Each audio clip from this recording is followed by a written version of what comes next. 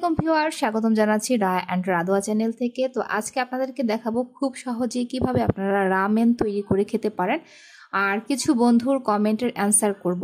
তো আমাকে একটা বন্ধু লিখেছেন, তার নাম হলো মিস মামুনি খাতুন।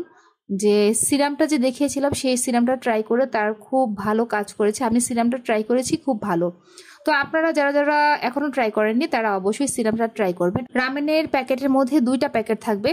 তো আপনি যখন এই রামেনটা প্রস্তুত করতে যাবেন, আপনার কিন্তু এই প্যাকেটের মশলা ছাড়াও সিদ্ধ ডিম লাগবে, আর সেই সাথে একটু সয়াবিন তেল লাগবে, সয়া সস লাগবে, টমেটো সস লাগবে।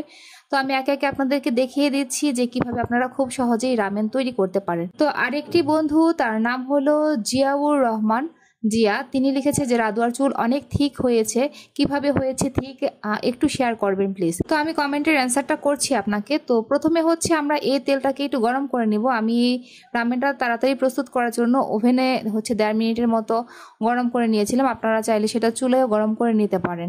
তো আপনারা অ্যালোভেরা, পেঁয়াজ আর নারকেল তেল একসাথে গরম করে একটি তেল বানানো দেখিয়েছিলাম সেখানে। তো আপনারা সেই তেলটা অ্যাপ্লাই করলে কিন্তু চুলের গোড়ায় সপ্তাহে 1 দিন যদি অ্যাপ্লাই করেন তাহলে কিন্তু আপনাদের চুল অনেকটাই ভালোভাবে গ্রোথ বাড়বে। একটু ট্রাই করে দেখবেন সবাই। তো তেলটা মোটামুটি গরম হয়ে গিয়েছে। এখন আমি সেই রামেনের ভেতরের মশলাটা দিয়ে এই তেল দিয়ে সুন্দর করে একটা মিশ্রণ তৈরি করে রাখবো। তো প্রথমে মশলাটা ঢেলে নিব, তার মধ্যে অল্প পরিমাণ লবণ দিয়ে দিব, সেই সাথে আপনার কিছু আদা বাটা, টমেটো সস আর সয়া সস মিশিয়ে নিব। এখানে দেখেন আমি 2 কোয়া রসুন কুচি করে নিয়েছি আর সামান্য পরিমাণ আদা পেস্ট দিয়ে দিয়েছি, আর ঝাল লাগার জন্য মরিচের গুঁড়ো, সয়া সস আর টমেটো সসটা একটু বেশি পরিমাণে ব্যবহার করেছি। এখন এটাকে ভালো করে মিক্সড করে নিয়েছি, আর মিক্সড করার সব শেষে তেলটাকে মিক্সড করে নেব আর সাথে একটু চিনি।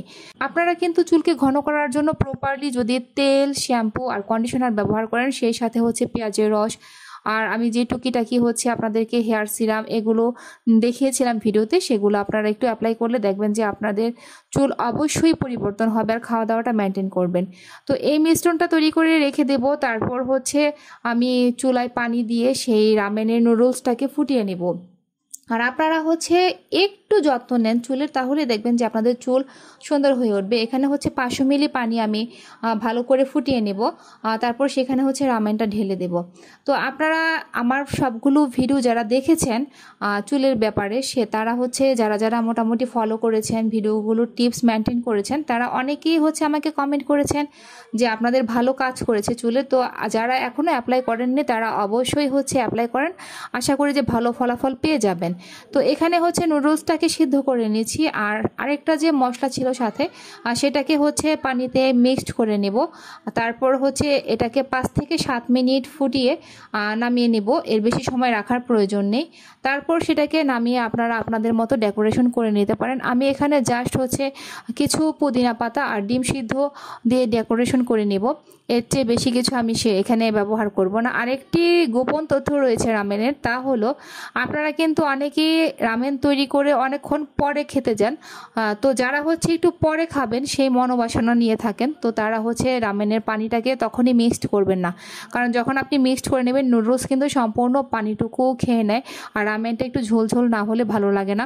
তো আপনি যদি সাথে সাথেই খান তো সেই ক্ষেত্রে পানিটা মিক্সড করে নেবেন, আর যদি দেরিতে খান তাহলে যখন খাবেন তার পূর্বে পানিটাকে মিক্সড করে নেবেন।